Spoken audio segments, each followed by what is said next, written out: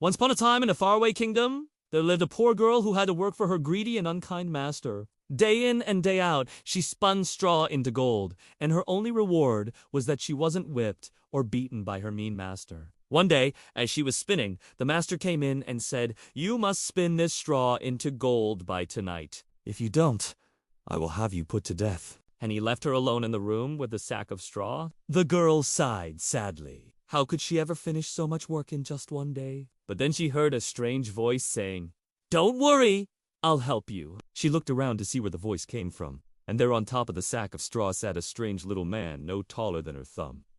"Who are you?" she asked him. "I am Rumpelstiltskin," he replied, "and I can help you spin all this straw into gold. But in return, you must give me what you are spinning." She thought for a moment. "But that isn't gold," she said. "It's just straw." "Oh, but it will be gold by the time you finish," said Rumpelstiltskin. "So is the bargain still good?" She agreed, and in a flash, Rumpelstiltskin had spun all the straw into gold. She couldn't believe her eyes. Rumpelstiltskin had done all the work for her, and now she would get all the gold.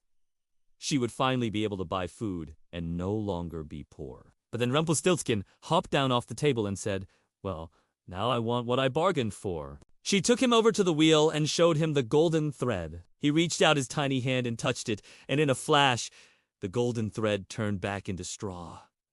Her heart sank. She had lost the gold, and now Rumpelstiltskin had all the gold and she had nothing. But Rumpelstiltskin wasn't done yet. He wanted to make sure that she would never become rich. So he took the bag of straw and tossed it over his shoulder. "What are you doing?" she asked. "I'm going to make some more straw into gold," he said. "And when I do, I'll take your house, too." She gasped. She didn't want him to take her house. She had nowhere else to go. "Please, Rumpelstiltskin," she begged, "don't take my house. Just let me keep the gold I spun." He stopped and thought about it for a moment. He said.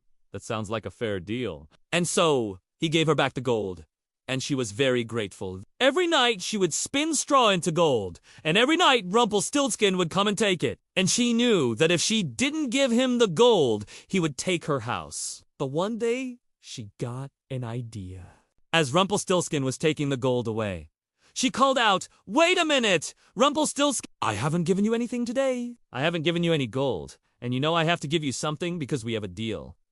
He thought for a moment. "Oh, that's right," he said. "Well, then, I guess I'll just have to wait until tomorrow." And she said, "No, you can have whatever you want, but I don't have any gold." And she pretended to look around for something. "But I do have this ring." And she took off her ring and gave it to him.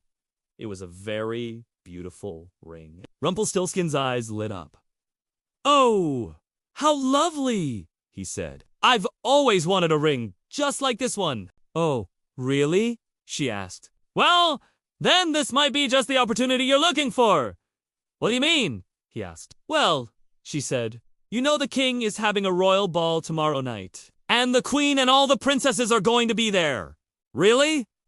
"Oh, I'd love to go," he said. "Well, you can go with me," she said. "You can wear this ring, and everyone will think you're a prince." He couldn't believe his luck. He could go to the royal ball and meet the queen and the princesses. "Oh, thank you," he said. "I won't forget what you've done for me." And she smiled. She knew that Rumpelstiltskin wouldn't remember their deal, and she was very clever to remind him just before the ball